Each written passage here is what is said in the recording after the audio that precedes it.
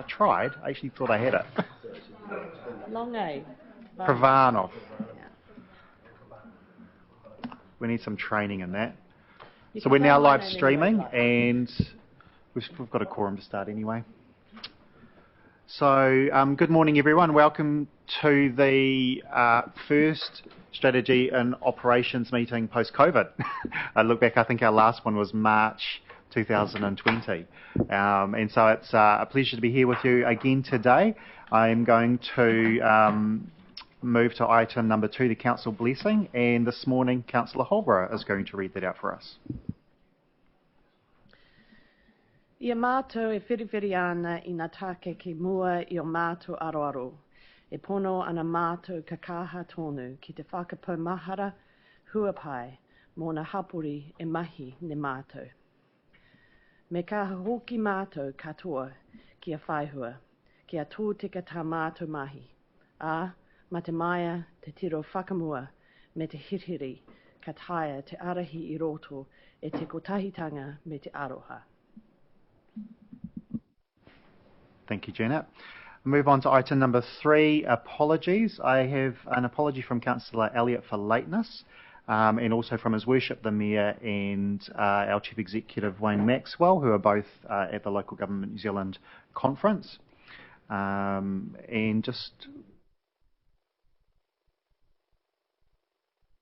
so that's just noted. I'm just checking whether we moved in second. It's been so long. Item number 4, declarations of interest relating to items on the agenda. None. You do need to move. We do. Yep. Thank you. Excellent. Thank you, Grayson. That's helpful. So we have the apologies as mentioned, and if someone could move them. Moved by Councillor Compton and seconded by Councillor Pravanov. Did I get that right? Awesome. Luckily, you were out of the room before. Any further discussion? All those in favour say aye. Aye. Against and carried. Move on to item number 4 now. Declarations of interest. Again, I've not been made of any, and I'm just looking around the room. Anyone signaling? No, nothing. And so then we move on to item number 5, public speaking time. And this morning we have Mr. Daniels. Good morning, Trevor.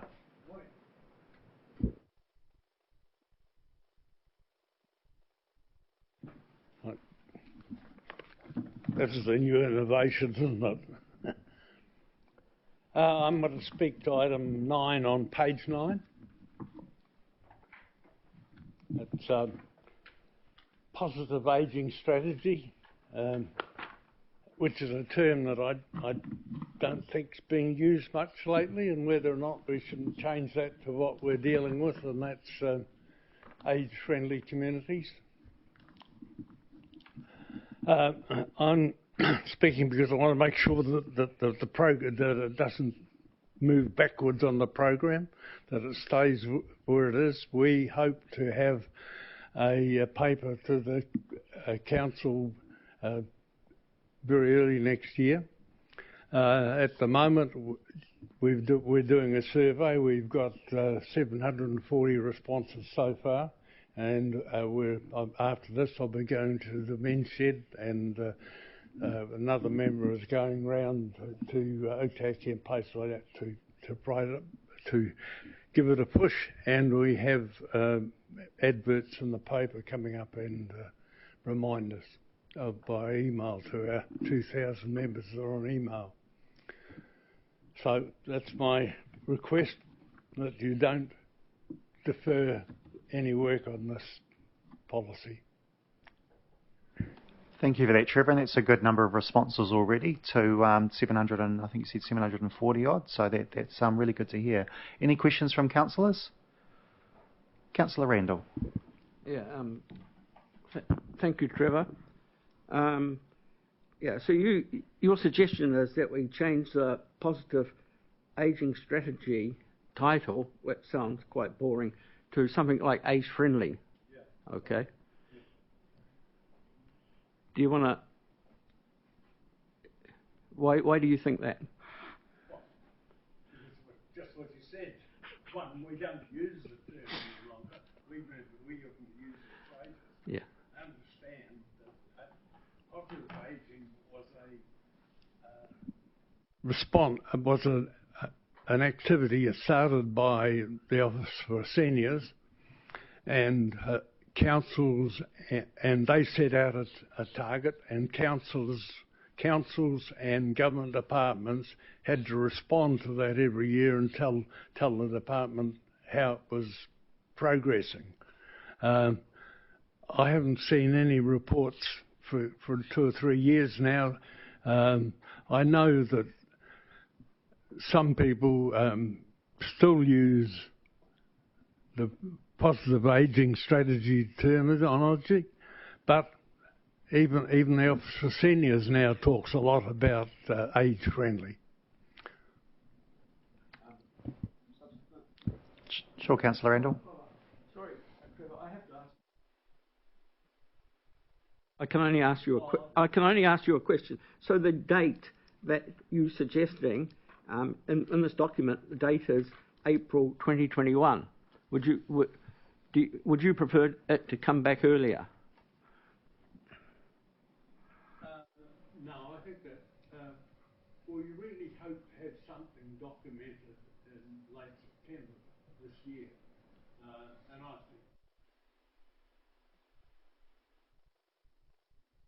think time for the long-term plan, and that's what we're aiming to do, to get something to you, to Council for inclusion in the long-term plan.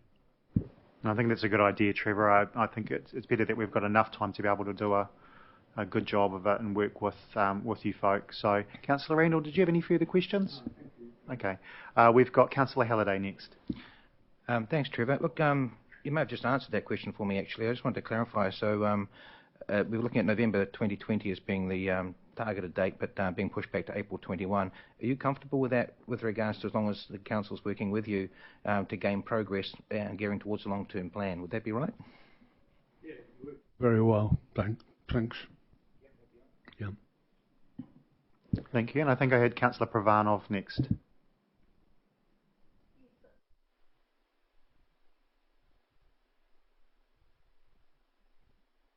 Want to try just pushing it again?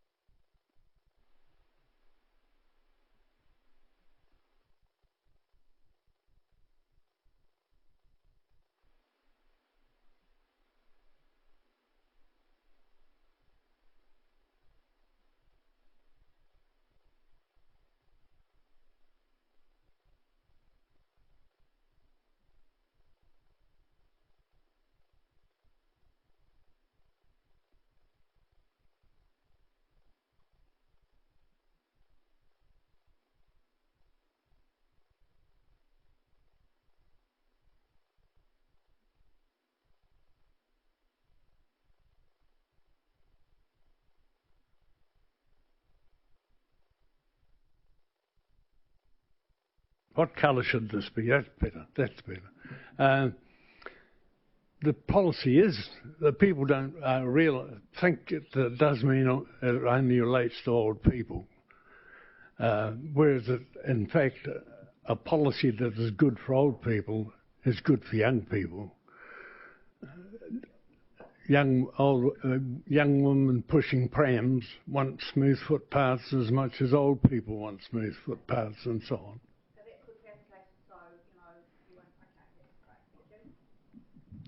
Councillor Buswell.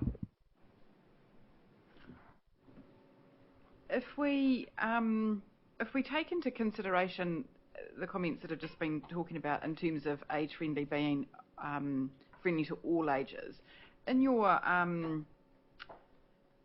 feedback and everything, do you sort feedback from younger people? I don't know what. We're using a survey monkey, so I don't, and we haven't really got to the stage of determining what ages, or even what ages are responding. We're interested in getting responses from the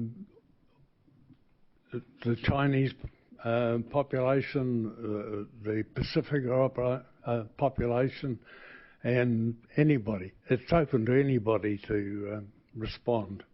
So when you go home, you'll see it in the paper, or you can all respond. Thanks, Trevor. I have Councillor Halliday still down and Councillor Pravanov again. Councillor Halliday. Yeah, hi. Look, I just wanted to build on what Jocelyn was saying, because I think it's quite an important point. We're doing a piece of work with regards to age-friendly communities, which is sitting under age, or possibly a positive ageing strategy, if you like. But I do take Councillor Pravanov's point with regards to we don't want to really move away from the focus. Positive ageing strategy is about seniors, if you like. It's about our aged community, and I'd be concerned that if we change it to just age-friendly communities, that does broaden that out, because it does cover a lot of different age groups. Whereas I think it's very, very important we do have part of the strategy, or a big part of the strategy, aimed towards our senior community, all those people that are moving through that age group, and this perhaps sit as age-friendly communities within that structure. But obviously it's a bit broader than that as well. What are your thoughts about that?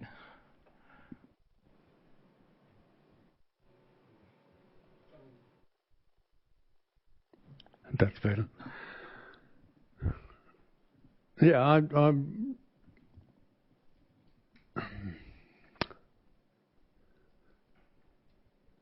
I really want the whole community to take part in this. You know, it's not. I don't want them to see that we're a separate group of people. We aren't. We're part of the community.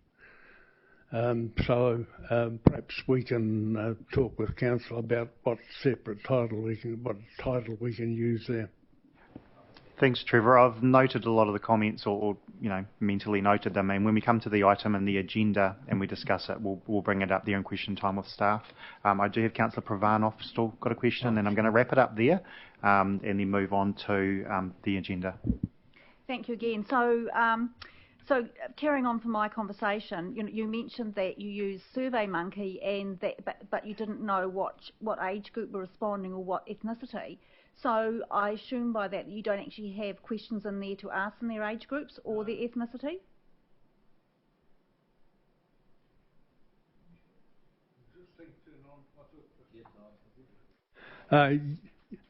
We do. Oh, you do? Yeah. So you can actually, that information is available? Well, from memory, I think we do. I better not be too positive about that. Okay, so because that would be very useful if we're looking at a age-friendly type scenario. Thank you. All right, thank you, team. And Trevor, thank you very much for your time this morning. We'll certainly discuss it in the body of the agenda today. And I am going to move on to item number 6A, which is public speaking time responses. I'm just going to check whether there is any responses to the question raised by Mr. Daniels, or whether staff would rather wait until we talk to the report. Thank you. Item 6B, any leave of absence? No.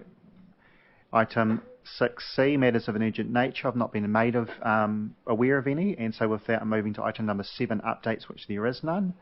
And so we now move on to item number 8, reports. Item 8.1 is the policy work program update. And do we have Aston or Hamish coming up? So we're just going to welcome Hamish to the table, and he is going to walk us through this report. Morning.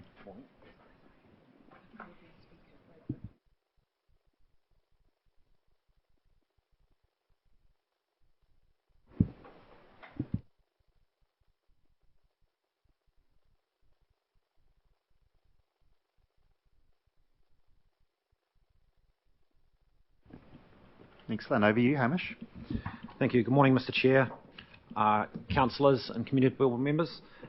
This morning I'm going to talk to you about the update to our policy work program that we have underway. But before I do that, I just thought it might be useful to provide a bit of an update around the context of what the policy work program is, noting that I think you were last updated on it back in December, and a number of you were quite recently come into council, so I thought that might be useful, just setting the context before we then proceed into any questions and details on the report itself.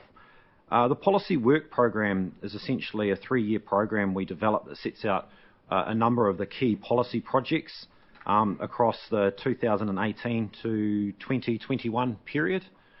The projects themselves include a range of projects and policy areas that include statutory and legislative requirements, such as our bylaws, and other things that might come into place, such as the National Policy Statement for Urban Development Capacity, where we have specific reporting requirements, such as what we're going to talk about later on the monitoring report.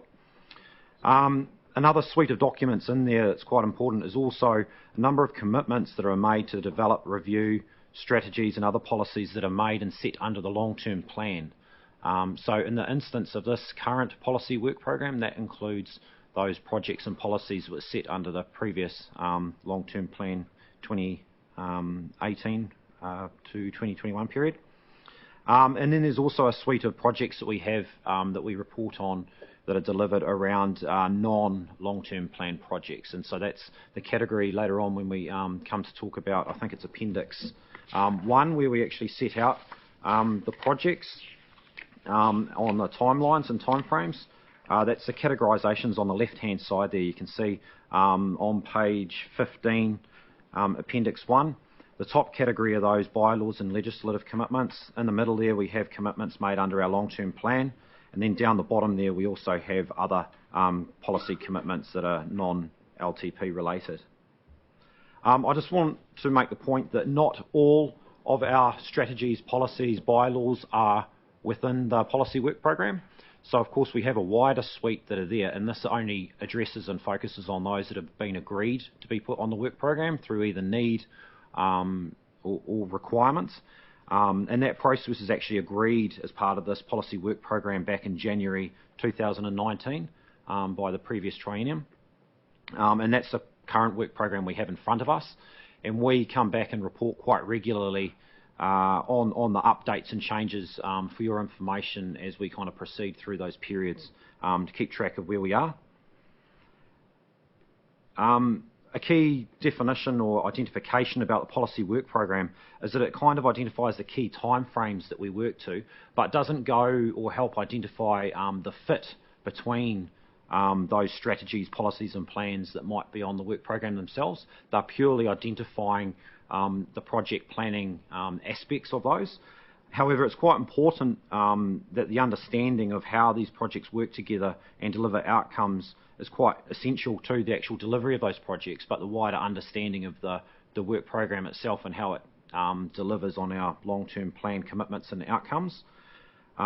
Recognising this, there's the opportunity to understand that link between the LTP, outcomes, strategies, policies and plans is being identified as part of the work plan coming up to develop the next long-term plan. And there's plans to come back and have a workshop as part of the workshops, understanding the strategic context and what the next 3 years might look like, to include a session that will actually address some of the fit and relationship around the strategies, policies and plans that we have across councils to our outcomes. In particular, I know there's some interest around the development management strategy and its fit with the district plan processes as well. And that's currently being scoped, and we'll come back to brief you on that in due course quite soon as we work through that process. So that's a little bit of a background about what the policy work program is. This again I think is our third update since it was agreed at the start of last year. Notable within that is some of the key delays and impacts experienced from COVID and the lockdown period. In particular due to limitations on the ability to consult and engage on a number of projects during that period, but also secondly due to the diversion of a lot of significant staff resource to support emergency management functions, and also to step in and kind of focus on other priorities that council were focusing on during the actual lockdown itself. And also there's an element of that that's also continuing to be focusing on the COVID recovery work planning as well. So otherwise I'll take the report as read and happy to take questions. Thank you, Hamish. And I guess the first one, before we open up to elected members, is the one raised by Mr. Daniel. Daniels, if you or staff are able to respond in regards to the title of that particular piece of work. Kia ora koutou. I'm happy to respond. So I think the first thing to acknowledge there is that the item you see on the policy work program is a review of an existing strategy. The positive ageing strategy has been in place since I think 2011 and is definitely well overdue for a review. But I imagine an important step right at the outset of that review process will be to explore the scope of that strategy and whether it currently fits the needs of not only the Kapiti Coast's older population but the broader community as well. And that would be a conversation that we would have with Mr Daniel and his colleagues, and also I guess with this table as we progress. So scope I guess will determine the title of the strategy and what we take forward. So does that answer? Thank you. No, I think that's pretty well explained. Councillor Randall, I think you're up next. We're sharing the microphone. Okay, thank you. Mr Burns. Yes, I see on page 10.7 under projects on hold that you've got the local alcohol policy there. If I remember correctly, that twice was asked to be taken off by councillors as part of the policy work program, yet I see it's back on there under hold. Why is it back on there, and when was it introduced, and how was it introduced? Natasha?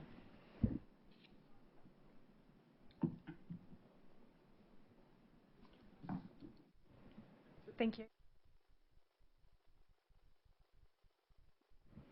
And the fact that it's on there and is noted as being on hold means there's no current work underway on that piece of work and there's none planned for the foreseeable future. Thank you for the response. I haven't got anyone up on my screen next. Councillor Compton.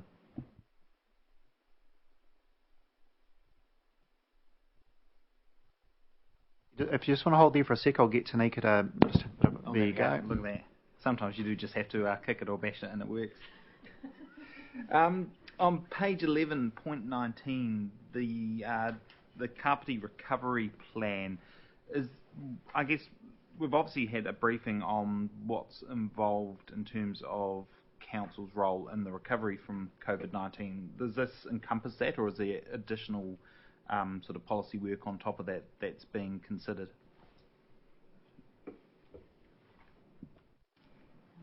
Yeah, I can answer that one. So initially this piece of work was being undertaken under the REMO umbrella in terms of preparedness for a future emergency and making sure we had the starter of a recovery plan should we need it pre-COVID.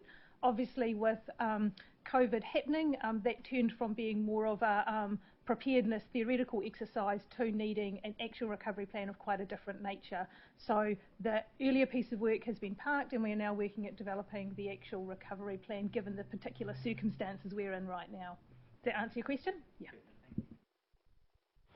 Thank you. I can't see any other names up. I had a couple of questions just relating to the page 10 on the report, the biosolids strategy, and it's something just as Chair I've raised with the team offline around in some of these descriptions but no actual reason, and so that's just regarding why that biosolids strategy is actually on hold.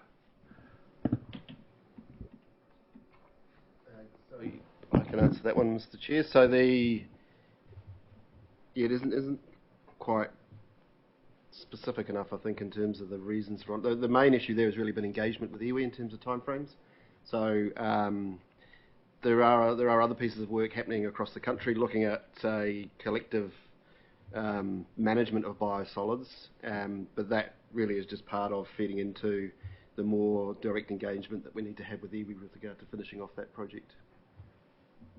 Thank you. And the second one was the introduction of the destination. So on page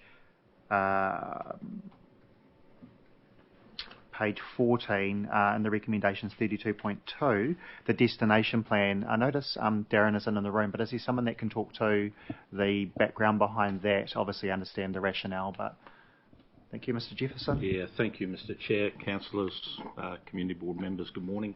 Yeah, look, at the destination plan is, I think, one of the critical legs of the strategy, and one of the first things we need to get off the ground once you've adopted the strategy on the 30th of this month, and I am confident we can get that report to you and summarise the 14 pieces of feedback we've had. But this is that part of the telling the Kapiti story, to position Kapiti, that I think is one of the critical legs of the strategy, and we'll do some work on that and involve you in that process once we've adopted the strategy and got governance sorted. Thank you for the response. And look, partly the reason why I asked for this to come onto the agenda for strategy and operations is I know there has been question around the work program and our strategies and policies and bylaws. I know, for example, Councillor Halliday has asked a few times around a tourism strategy, and I just wondered how the destination aspect, which is a new addition, understand the reasons why it's an addition, how does that fit in relation to something like a tourism strategy? Because I guess the point is there's limited time, resources and funds for the council to do the work, and as we said previously, for anything new to come in, it'll either need more resources or something else to go on hold. Do you see this as addressing partly that tourism aspect? Yeah, look, absolutely I do. Councillor Buswell might be able to talk about what's been in the drafting group's mind, but certainly for me, and Darren will be here later in the morning, we just might want to check so that I'm not shooting from the lip, but I absolutely see them being similar pieces of work, if not the same thing with a slightly different title. Yeah. Thank you, Mr Jefferson. That's helpful. I'm going to hand it over to Councillor Buswell. Thank you. Yeah, absolutely. The destination or the tourist strategy is the same thing, and I think in terms of the wording, destination is a little wider. When we think of tourism in the past, we have automatically thought of people far outside our region, but in fact, Kapiti is a destination for everybody, including local tourists. My question, and thank you for putting this together because it really spells out how everything's going to fall into place over the next couple of years.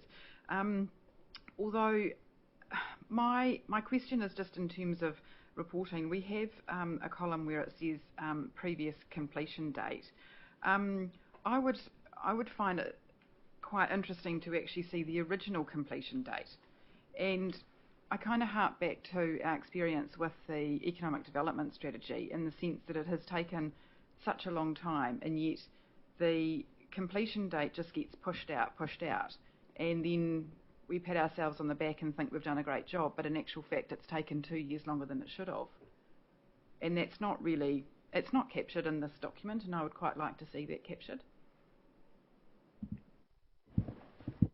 One of the changes, through you, Mr Chair, one of the changes we have put in here, in hearing previous discussions around that, is on page 15 in the Appendix 1, the inclusion of those lines indicating that the changes from the previous completion dates with the new ones proposed in there. Those black, you can see on some of them on the oranges items on there, and a few of the greens where there has been those changes that are sought in the recommendations. We have actually, based on some of the discussions we've heard at previous meetings as well, so that's based on where they were currently forecast at the last update received in December to where they are now, and that's mostly in a fair part an impact of COVID, but there are some other factors, extenuating circumstances that do affect a number of those projects as well in the mix as well.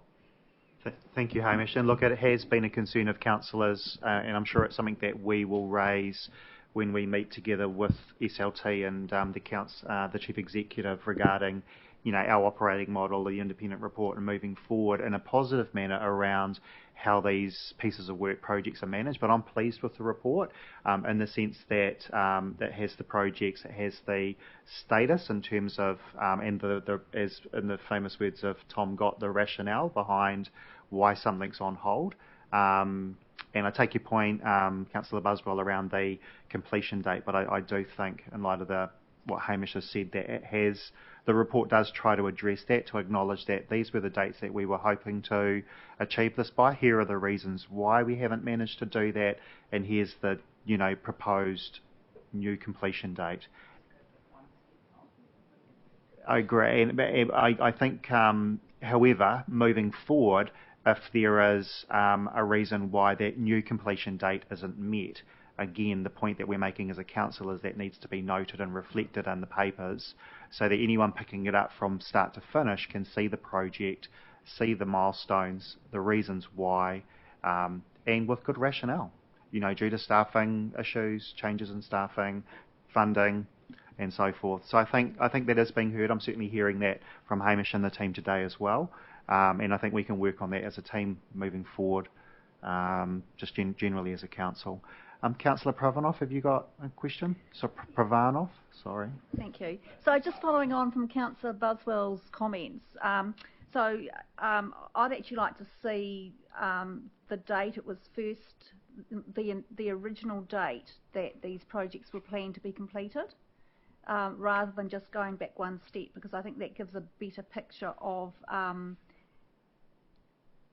the project timeline. And certainly, I think one of the things too that obviously needs to be taken into consideration is staff workloads, and so that actually helps to build a better picture along with the reasons of why those haven't been completed, which I think is actually helpful rather than just saying, well, you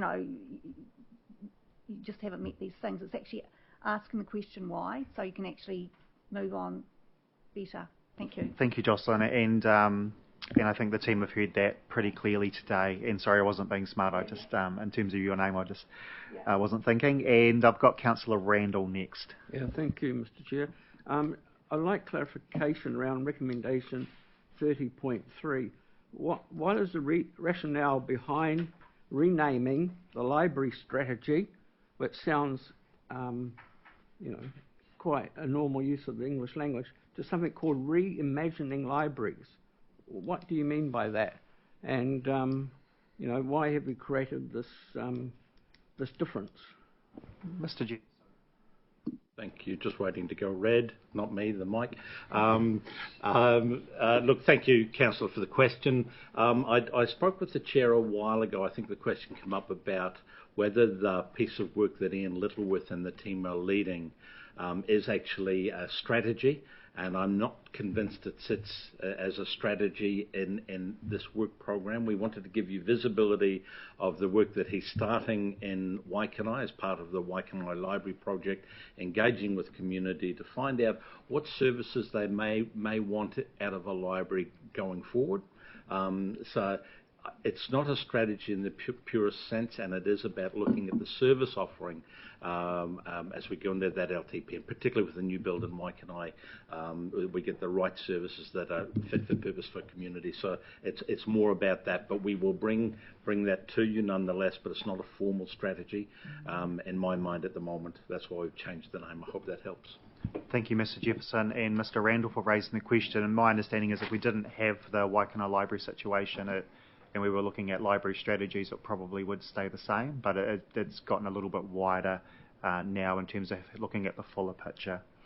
So, Councillor? I've got Mark DeHaas wanting to speak. Thank you. And team, Mr. DeHaas is working remotely today with our new technology, and so he's just going to join us. Good morning, Mark.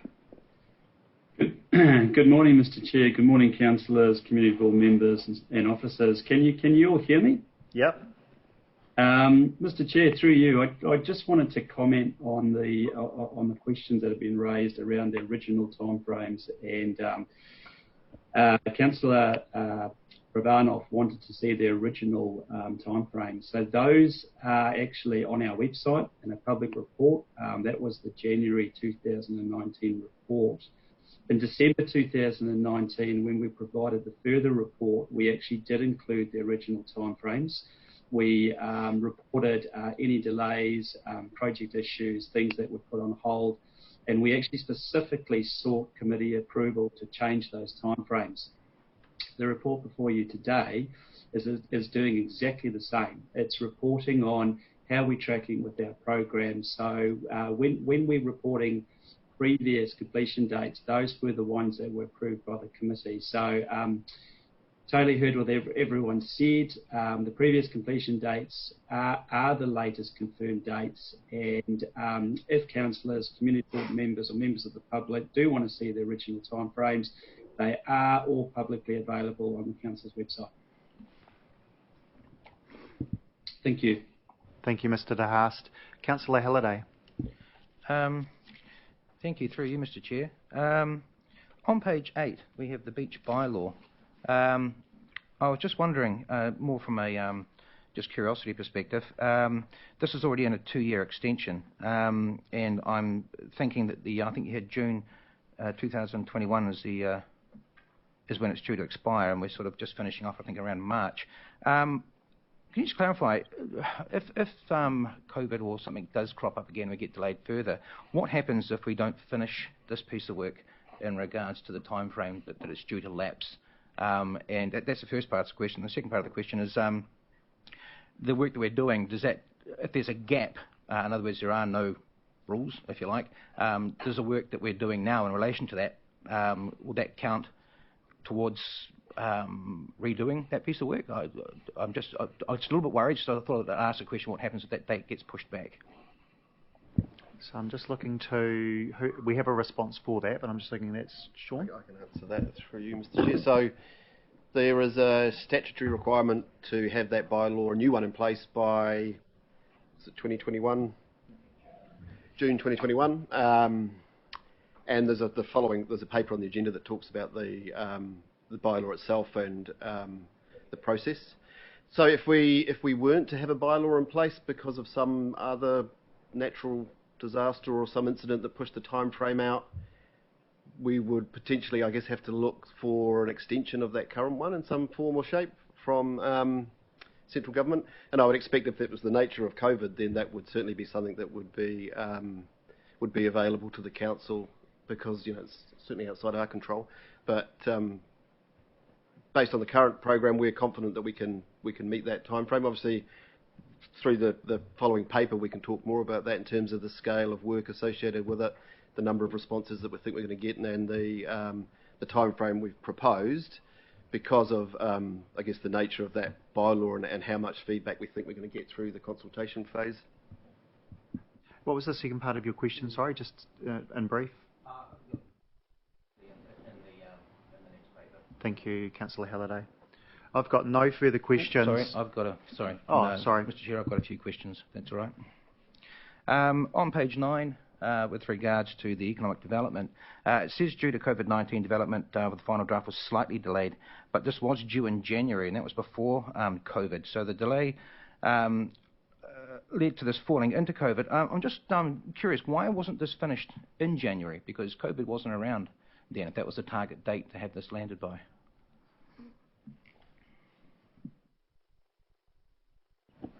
Mr Jefferson?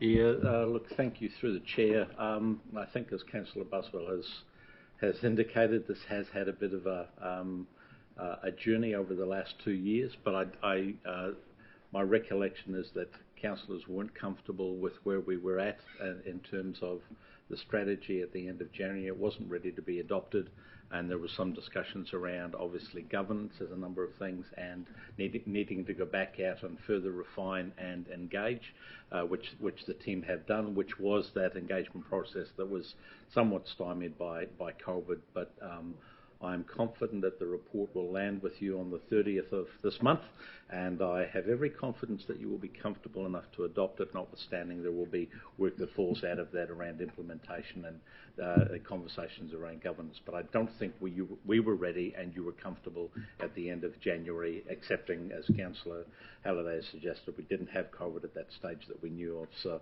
I hope that's helpful. Thank you for that, Mr Jefferson. That's fantastic. In page 9, number 9, this is actually referring to what Mr Daniels was talking about as well, the positive ageing strategy. I noticed that you have the Connected Communities team working with Grey Power.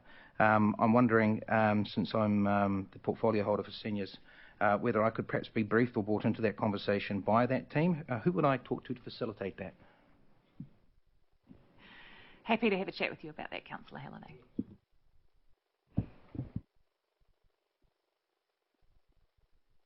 Just on that, while you're, have you got another question? Oh, that's it. So it's probably a good example just around, because I know there's been some questions around the portfolio, the management of them and so forth.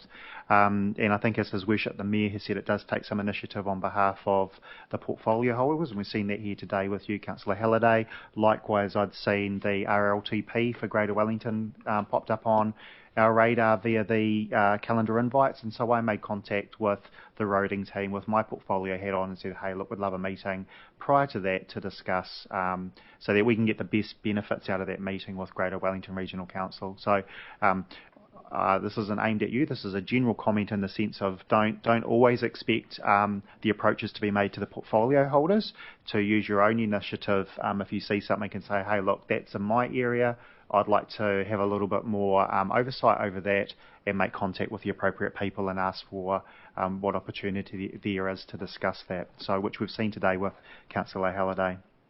So with that, sorry, James, haven't finished yet. Oh, sorry.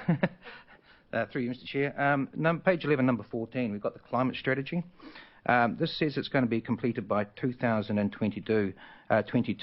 I'm just curious, is it a staged approach? How does this work towards us being carbon neutral by 2025? Because it seems 2022 is still a long way off. That it only really gives us a couple of 3 years to actually reach that goal. So I was just wondering, is that a staged approach, or are we waiting till 2022 to act on this? So, Mr. Chair, so we that is a staged approach. I could certainly make available the presentation. We had a briefing which you may not have been at when we talked about how we were going to get to 2025 and some of the implications and issues associated with that. There'll also be another opportunity to talk through that staging through the LTP workshop process. So that would be the intention. So we will have embedded a lot of that into the LTP and activity management plans, and really the date is looking to, I guess, firm in and finalise a strategy that may already have a lot of pieces of work that are already in train. Yeah. If I could just add to that, I think the way to look at it is it runs in parallel with the paper that was brought around the possible solutions to get us there by 2025. So it's not to say that that work is on hold until we deliver the strategy in 2022. If there are opportunities to put a heat pump into the Otaki pool and it's approved in the annual plan, that will happen. It won't wait, if I'm correct. And that's where Sean's talking about the actual the outputs from that. They will continue. It's not, nothing waits for the strategy to be completed. Just looking to see whether you've got further. I do, actually. Yeah. On page 11, number 20, we have the district-wide destination plan, which starts in September 2020 and due to finish in March 2021. I was going to ask how this works in relation to the recovery strategy, but that was my next question. I'm just curious. We have a lot of tourism and related businesses taking a bit of a hit, which has been highlighted over COVID. And to me, having a local attraction plan is going to be very vital. In fact, I think we need it as soon as possible. My view was, well, my thoughts were that this was going to happen through the recovery plan, or we were going to have some action and more than likely working in relation to the economic development strategy. But we've got areas such as the Hawke's Bay Wairarapa already doing a lot of marketing in this area. So does this mean that we won't really be doing any sort of active marketing in this area till March 2021, or that we're not even going to start sort of planning for this until September 2020? I would have thought it would have been priority as listed action in the ED strategy. So I'm just looking at Mr. Jefferson, and I do note that earlier you said that Darren is around later in the morning. Is that right? So could we hold that question, because I think it might be easier for you if he's available. Oh, Councillor Buswell is offering, and then maybe we can come back to that further on in the meeting. I guess in some respects it's a little bit similar to what you were just saying in terms of, you don't have to wait until the strategy is adopted before you start working on things. So a lot of this destination stuff will be covered under the economic development strategy anyway, and it doesn't stop the staff working on destination marketing, because that's part of economic development anyway, and they're always doing that kind of work. So in some respects it will be chugging along until we get the complete sign-off to the strategy. So there will be work being done. If I could add to that, and I'm looking at Natasha Todd as well, I think it will be woven in through the COVID recovery as well, working with Darren's team. So in similar vein to Councillor Buswell's response, work will continue in this area. I notice, if you look at the council's Facebook page, there's profiles done on local businesses. And I'm sure they were continuing on looking at what opportunities there are with the likes of Air Chathams and so forth. But Natasha, did you want to add anything to that? No, you've done a pretty good job of summarising up, Councillor Coates. All right, thank you. Mr Halliday. Look, just one more thing. It is actually building on to the recovery plan. My perception from the recovery plan was that this was already underway, and my perception was that it was working towards recovery of our business and other areas with regard to impact of COVID-19. I was very interested to see how that would all work, but we've just heard this morning that that might not be the case. It might be more a preparedness plan. So I would have thought a recovery plan from an economic perspective would have been a very urgent piece of work that needed to have attention to it very, very quickly. I would be very interested in getting a briefing with regards to the recovery plan or the conversation around this as soon as possible to get an understanding of this, if that's possible, so that we get a better idea where that's coming from. Is that possible? Look, Mr Halliday, I have got a response from Natasha. I'm going to go to that in a second. We have had a briefing on the recovery plan, but so with that I will hand it over to Natasha and just see what she has to say. Thank you, Mr Chair. So there's actually been two briefings that elected members have had on the recovery work so far, and in a similar vein as been explained, recovery has started, it is underway, and we are wanting to pull all of that together into a plan which will talk not just about what's already underway and what's been achieved, but also what we're going to be looking at doing over the next 6, 12, 18, 24 months. One of the things that we've been quite conscious about with recovery is the impacts of what we might need to respond to are still unfolding. So we've still got people receiving the wage subsidy, for example, and some of the impacts on the employment status in the community is only going to be felt once the wage subsidy starts to end, and that's when we'll get a better understanding of exactly what the impact is going to be. So it is the sort of thing that we're taking a building block approach. We're dealing with issues as we see that they come up, but we are also wanting to cast the net more widely and look at what we might be able to anticipate happening. So there is also, in addition to the two briefings that elected members have already had, there is a third briefing which is scheduled for next Tuesday, and I can tell you more then. Thank you, Natasha. That's really helpful. Councillor Halliday, there's obviously that opportunity next Tuesday, so I think if you've got any questions relating to that recovery, maybe starting to start jotting them down and have them ready for that briefing next week. Did you have any further questions? Otherwise, I'm going to move to... Thank you.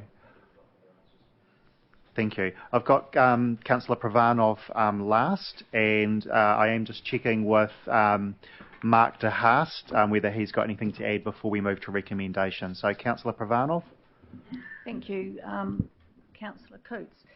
So just following back up on the previous question in relation to the library strategy and renaming that. So I just want to clarify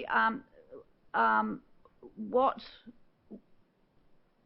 potentially was going to be in the library strategy, whether that actually included timeframes for buildings and renovations to the libraries that we have on our coast, versus maybe just making it a smaller project where you're actually just looking at the types of library that we potentially would have. No, it won't look at building timelines. It will look at the services that libraries as community centres offer going forward. Whether we run more programs, more books, drop-in centres. So it'll be looking at across the district, but using Waikanae as a starting point to look at the services we offer from those library buildings as more potentially community hubs. I'm kind of anticipating what we might hear from community, but and that'll be working closely with Janice's People and Partnerships team and community boards as well. But it's the service offerings that we offer from those rather than the building project itself. So then,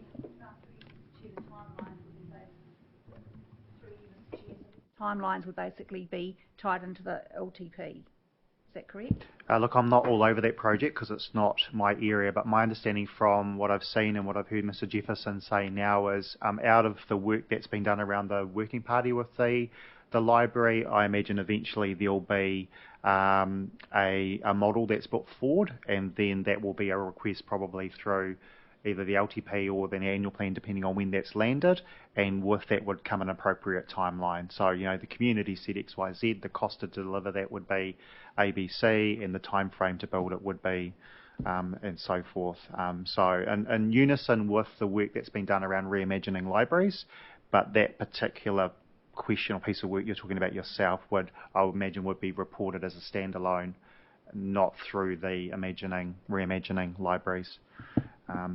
So I don't see any further questions. I will move to recommendations found on page 13, starting at 29 through to 32.2, and we'll look to Councillor Buswell to move the recommendations. I'm happy to move those recommendations. Councillor Holbrook to move the recommendations, seconded by Councillor Buswell. Any further discussion? Yes. Councillor Holbrook? Just to congratulate the staff on this report. It's really clear where it's diverting from the priorities that were set in the previous triennium and the reasons behind that, and it's really clear on our plan to progress these pieces of work. So congratulations. Thank you. And so with that, I'm going to put that to the vote. All those in favour say aye. Excuse me. I apologies, I didn't see you up there. Sorry. Councillor Halliday. I just wanted to discuss 32.2 with regards to the district destination plan. I don't know if it's a question thing, but I'm still a bit concerned that the focus isn't going to be on this necessarily quick enough with regards to recovery. It says here it'll be developed from September 2020. Now, I appreciate there's more than likely ongoing work with this, but I'd like some assurances that we're going to be seeing something put in place sooner rather than later with regards to developing the destination plan or visitor attraction. We certainly have other areas that are competing with us on this in this area. Thank you, Martin. And look, we are in debate, which is fine for you to bring that up. I just wanted to make that clear in terms of where we are in the meeting. And we've obviously heard responses from staff in terms of that particular question. I do want to look in terms of not just disposing of your comment and debate. I do want to look to Councillor Buswell in terms of the portfolio holder and whether you wanted to address those concerns, maybe give Councillor Halliday more comfort in terms of what focus has been put on in that area. We'll then look to other elected members to continue in the debate, and if there is no further, Councillor Holbrook is right to reply. Thanks, Mr Chair. I would just like to reiterate the fact that we are doing a recovery plan, and there is a very strong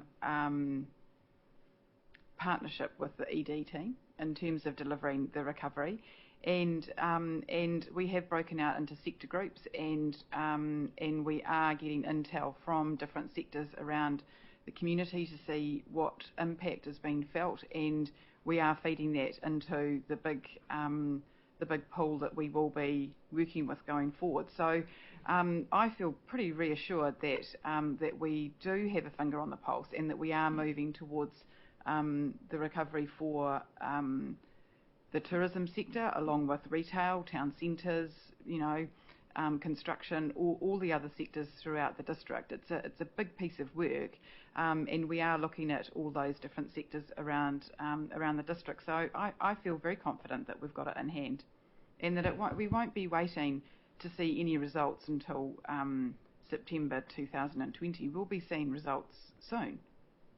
Thank you, Councillor Buswell. And look, if I could go back to a conversation I had with the Chief Executive offline in regards to the national and local response. One of the things that Wayne said to me was the government was keen to not see councils navel-gazing and spending weeks and months on developing strategies and so forth. They want to see action now. And so I guess I was going to say the concern, but the good aspect of this from our council's response here is they're doing both. they're doing stuff now, but they're acknowledging the need for a plan as well. You know, so you could have done one or the other. The council could have said, oh, we need a destination or a tourism plan. Let's spend the next 3 months doing that. And meanwhile, the horse is bolted. Or they could go, let's do some immediate action now and not worry about the destination plan. And that's, we're no closer to getting that done. When in fact, they're doing both, is my understanding.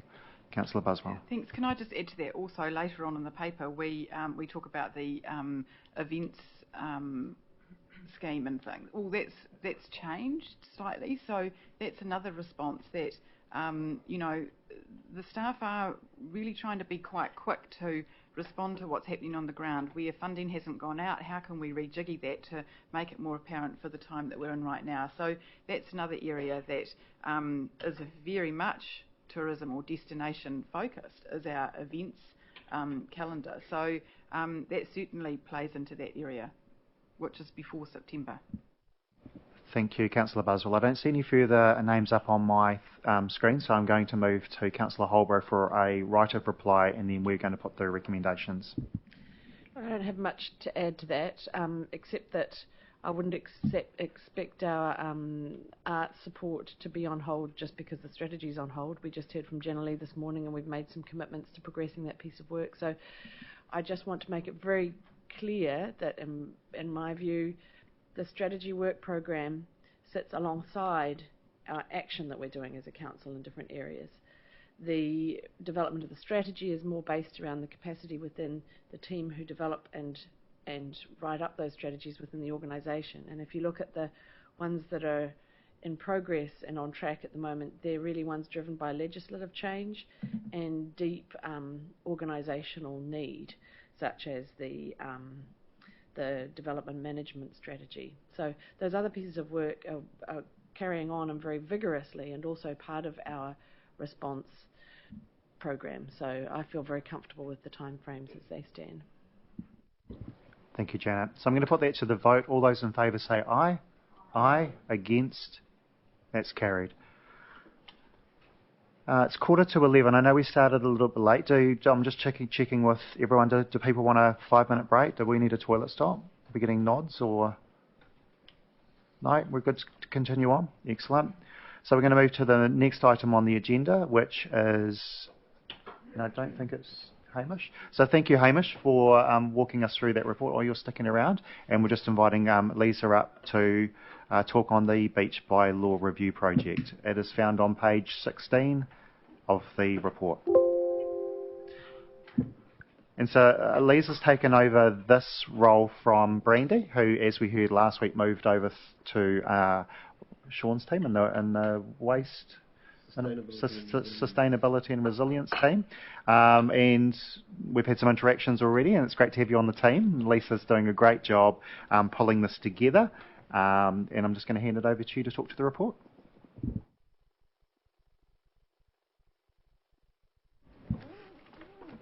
Thank you. Kia ora koutou. Glad to be here with you today. We'll take the paper as read, but I would like to run you through it as a summary with some slides, just to give you a bit of an overview of what's been going on. This is next. Oh, there you go. Fantastic. Fantastic. So when we last updated you in December 2019, we advised you about the work that had been done up to that date. The majority of it included analysis of service requests that the council receives, emails from interested parties. We had discussions with police and Greater Wellington Regional Council. So a lot of work done in that early phase. After the update in December, there was a significant amount of work done in the first 2 or 3 months of the year, with public engagements through information pop-ups. We worked with community boards and advisory groups of the council, undertook beach patrols and had community meetings. We'd like to thank you, councillors and the community board members as well, for their support during that time. It was really good. The engagement phase has been interrupted now by COVID-19, but we were able to keep the beach survey open during that time. So that didn't close until the 30th of April, which was great to be able to still have a venue for input in that time. So we are developing quite a good understanding of the key issues from the work that started in the middle of last year. There's still a bit further engagement that we need to undertake. Most of that is focused on clarifying the size of the issues and the options to address those issues. Our key focus for the rest of the Phase 1 work will be in working with our iwi partners to make sure that we understand their aspirations for the beach bylaw work and any particular areas of interest that they have in that work. We'll be completing some more community engagements on key focus areas to ensure that we're clear about the understanding of some of the impacts that have come up in some of the issues. Then we'll be clarifying those issues and options so that we can complete the draft statement of proposal and draft changes to the bylaw. So the next 4 weeks is going to focus on those remaining Phase 1 activities. The draft statement of proposal and bylaw will be becoming ready by the end of August. Originally the plan was for this work to be completed by the end of March, which would lead to a formal consultation in May of this year. The timeframes for the review have now been revised in light of COVID. We now intend to hold the formal special consultative procedure in October, November, with some hearings in the late of November. The timeframe does still allow sufficient time for us to work through the consultation period, deliberation, decisions, and adopt a new beach bylaw in the February or March of next year, which is still 3 to 4 months before the legislative timeline to complete that ends.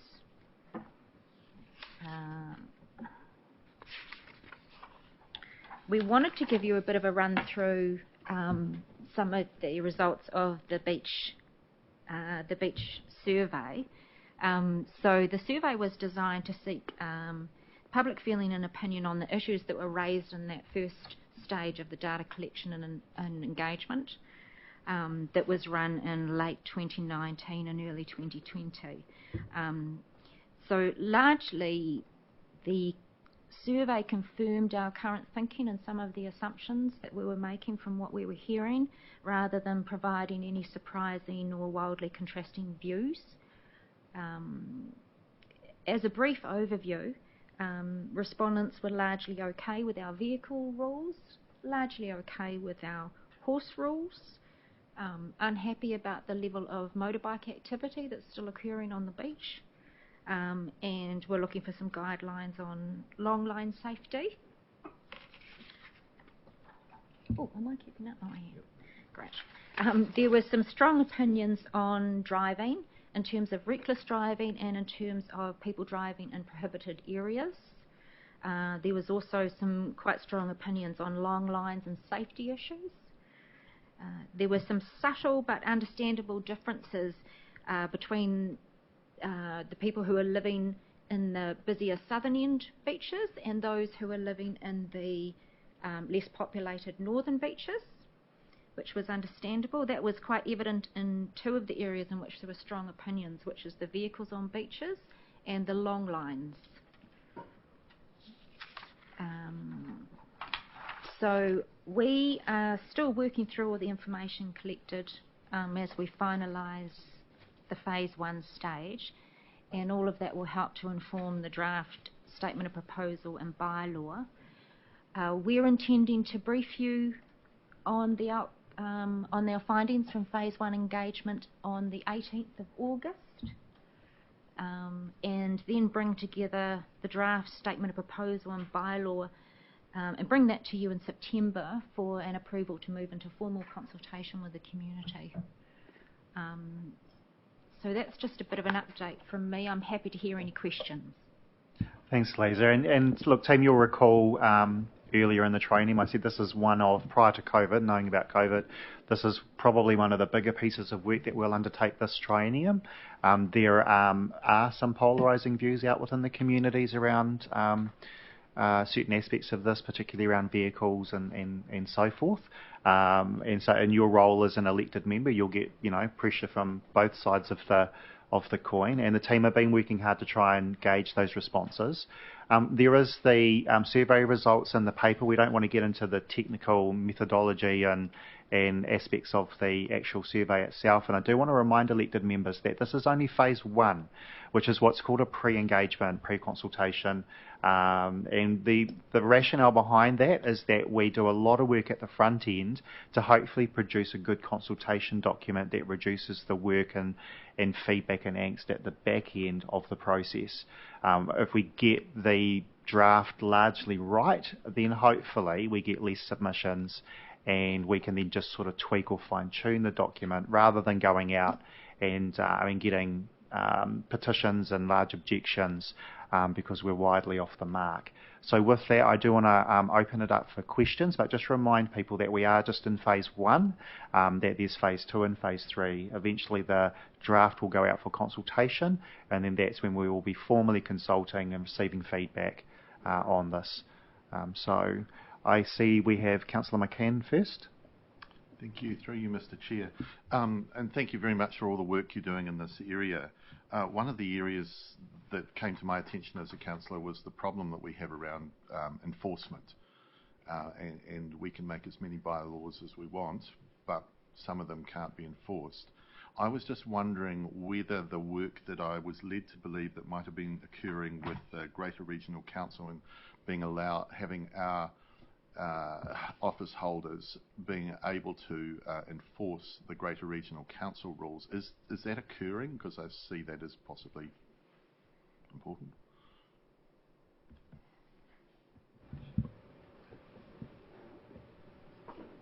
Just handing it over to Natasha. Thank you. Yes, so there was quite a few discussions with Greater Wellington around that, and there is, I'll need to get back to you in terms of exactly where it's right now, but there was some conversations with legal counsels of both organisations just to make sure we were doing that in an appropriate way.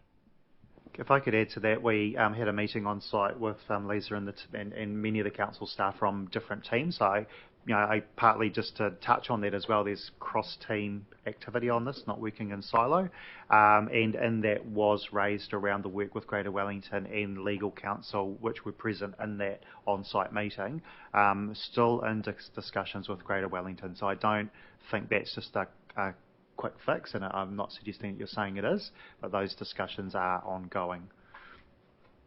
Did you want to add anything further to that? Councillor Buswell. Thanks for the ongoing work with this piece. My concern, and there's been a lot of concern out there in the public about motorbikes on beaches, and for a lot of people that is the only space, the only open space that they feel they can ride their bikes on. And I'm just wondering, since we've basically got the heads up early that it's an issue, are you as council staff doing anything in terms of I don't know, helping provide another option for these people so they aren't on the beach? And that might be working with motorcycle clubs or, I don't know, other groups to try and get them off the beach, but give them somewhere else to go, not just say you can't go on the beach, because then they're not going to be able to ride their bikes anywhere. Do you know what I mean? I'm just wondering whether we're giving options for them to do their activities elsewhere. If I could sort of segue into that before I look at a staff response, it is something that has come up certainly in my community. I know it's what Councillor McCann is referring to in terms of the issues out Te Horo Beach. And it came up in our on-site meeting at Te Horo Beach, and even staff raised the not so much the option, but the thinking around other places to ride. And the challenge is finding suitable land. And a personal level, as a ward councillor, I have looked at, and I've raised it with Alison Law and the team around any council-owned land that would be suitable, and even any GW land that's suitable. To be fair, there's no official request, and staff aren't actively looking for that. And one of the issues is actually, and I'm a motorbike rider myself from years gone by, not currently, but who wants, it's a noisy activity, and not many neighbouring properties want that activity, right next to them. And one of the areas that I asked just tentatively to look at was, and if you remember the briefing the other week around the solar farm, was the land next to the wastewater treatment plant where the runoff or whatever goes underground, and whether that land could be used. So there is those discussions ongoing, and it was raised with the team. There's no solutions, and I don't think it's an easy one. It's certainly something that I'm keen to progress offline with KCDC and GW, but again noting that there are some issues around that, and even just health and safety issues and so forth. If there was a site that was available that we could say, hey, you can use here, that would be fantastic. And I know that even the old transfer station, for example, has been raised in Parapara Umu as a sort of a district-wide area, but again there's some concerns around that with neighbouring properties and noise. So point taken, and I guess we'll continue to look at the options, and staff are aware of it, but nothing currently has come up. Councillor Pravanov. Thank you. So I have a number of questions. Thank you for the work that's been done so far and for taking over this project. Jocelyn, fine, and sorry to interrupt you. Just given that you've got a number, if you could just touch on the question, allow staff to respond, and then we'll just move through them. Yes. So just touching on Councillor McCann's comment in relation to compliance, I note in section 23 it talks about some of the themes that came through, and there's actually nothing in there about compliance.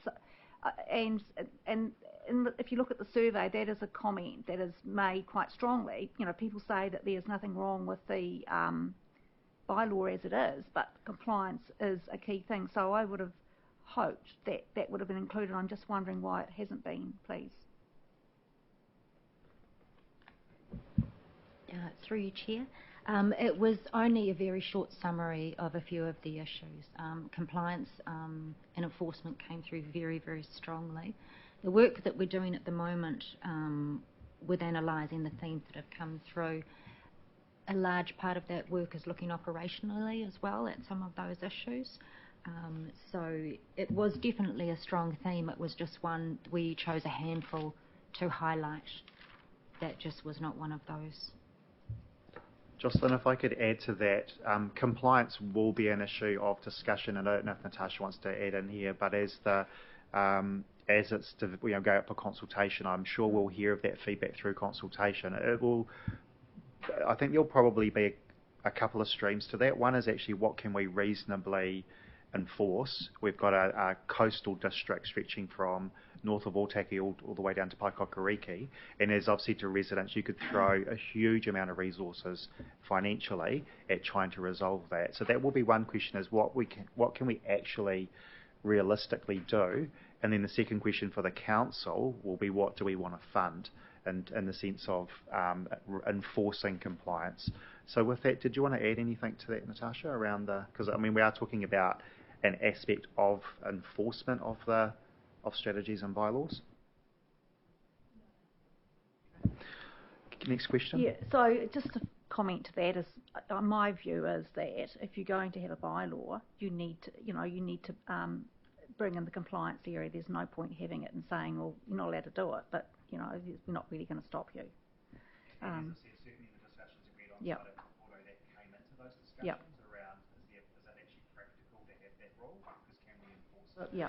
So it's noted. Yes. So, and I know the answer to this too. But just very quickly, could you actually just provide other councillors with basically the various jurisdictions between KCDC, Greater Wellington, and DOC, please? Because that will lead into another question I have. Natasha. So just at a very high level, the DOC's responsibilities relate to the Waikanae Scientific Reserve. Greater Wellington and the Regional Natural Resources Plan have got responsibilities below Menhai Water Springs. The KCDC's responsibilities relate to the dune land and down to the water's edge. So we're proposing to put lines on the beaches.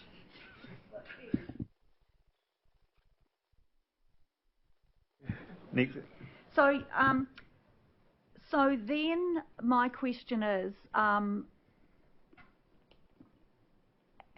does council deal with the compliance issues that are raised at present? Yeah.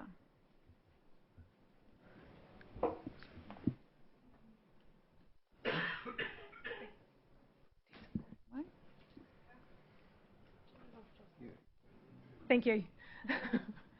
So there are a range of different mechanisms depending on what the issue is and where the issue is.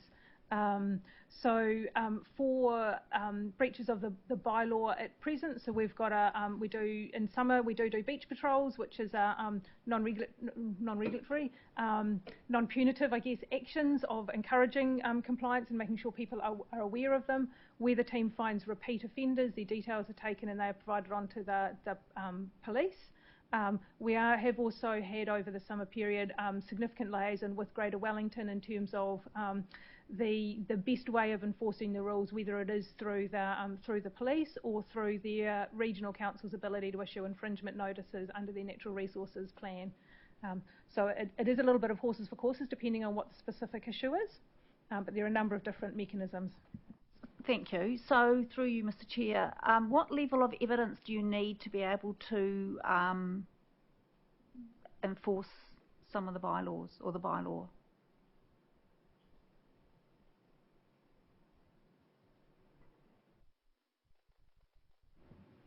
So at a high level, we need to have sufficient proof that the person we would be serving the infringement notice on is the person who has committed the offence. If it's a vehicle-related incident, obviously things like the number plate can help with that. Photographs help with that. Having spoken to the individual can help. Enforcement officers do have the ability to ask for specific information from individuals should they have the opportunity to talk to them directly. But you're getting into some quite detailed technical issues around enforcement here, and if you've got questions like additional questions like that, it might be better for us to take them offline, and I can provide you with further detail around that. Yeah, Councillor Pravanov, I was just wondering, Yeah, I was allowing a little bit of leeway there just to see how that fits into the bylaw, but I think as Ms Todd has said, it's starting to get into a level of detail. Okay, so no, thank you. I will have some questions offline. All right, thank you. And so next up is Councillor Handford. Thank you. I'm just wondering how, if this interacts with Takutai Kapiti, our community coastal-led adaptation process, and that we've obviously had a briefing on as well, and in terms of a vision for our coastline as a whole and how that fits in and whether there's conversations across teams. As was mentioned, there is, but I'm just wondering whether that and how that fits in with the Takutai Kapiti project. It's a good question. Through you, Chair. Yes, we have representatives from the Coastal Project on the Beach Bylaw Project team, so we're ensuring that we're working together and across those issues. Thank you. I'm not seeing any names up on the screen, so I'm having a quick scan around the room. If I don't see no further questions, the recommendations are found on page 20, number 37 through to 40. Do I have someone that's happy to move those recommendations? Councillor Handford, moved, seconded by Councillor McCann. Right of introduction, it's waived. Any further discussion? Yes. Councillor Pravanov, sorry, I'm looking at my screen first. Councillor Holborough and then Councillor Pravanov. Just briefly, I've forwarded to other elected representatives our enforcement policy 2018. It might help with some of the discussion that we've been having. Thank you. And Councillor Pravanov. Thank you. I'm not sure whether I should have asked, suggested this earlier on, but I would actually like, just in addition to point 23 about the high level of concern about the level of compliance. Sorry, when you say you want to add to, you just want to verbally state your concern around... Well, there's a number of bullet points here that talk about the various thoughts that are in the paper, and I think that's a key one that comes through in the survey results, but not as included and not recorded in this report. I see that Sean wants to make a comment, but I do want to add, so absolutely fine in terms of what you're suggesting, and I've had similar concerns as a councillor myself, but again, noting that we're in phase one, and there'll be ample opportunity to bring this this feedback through the process. So Sean, do you want to add? Yeah, I was just going to add to that that could be noted certainly, but we can't amend the paper. The paper is as submitted and as written, so we certainly can note that in terms of the minutes that you raised concerns around enforcement. I think, sorry, I will give you an opportunity if you want to respond, but I think probably what would be more helpful is that staff have noted the feedback around the table from not just yourself, but from others around enforcement. And as we move through phase 1 through to phase 2, that will certainly be considered. Is that helpful, or did you want to add anything further? Then is it appropriate, Mr Chair, that I actually make another recommendation that this council notes the concern around enforcement? It has already been moved and seconded. Yeah. But again, I think with not disposing of your concerns, that they've certainly been in Councillor McCann's and myself and others, and staff are nodding and acknowledging. So, and again, like I said, we're in phase 1, so there'll be other bites at the cherry, Jocelyn. So with that, I'm going to put that to the vote. Sorry, right of reply, just to procedurally, Sophie, I don't take it, you've got a right of reply. So I'm going to put that to the vote. Any further discussion? All those in favour say aye. Aye. Against, and that is carried. And team, have you finished without me looking at the agenda? You up next? The urban, yeah. Sorry, I missed. Yeah. I'm just working from my iPad today, so it's just getting a little bit used to the... so we're moving on to item number 8.3, which is found on page 70. 5? Oh, we've got some signals around the table to take a 5-minute break. I had checked earlier and everyone seemed keen to press on. So just looking for... We're getting some nods now. All right, so we're going to take a 10-minute break because it's never 5, it's always 10. And we will be back in the chambers at 11:20 to continue with item number 8.3.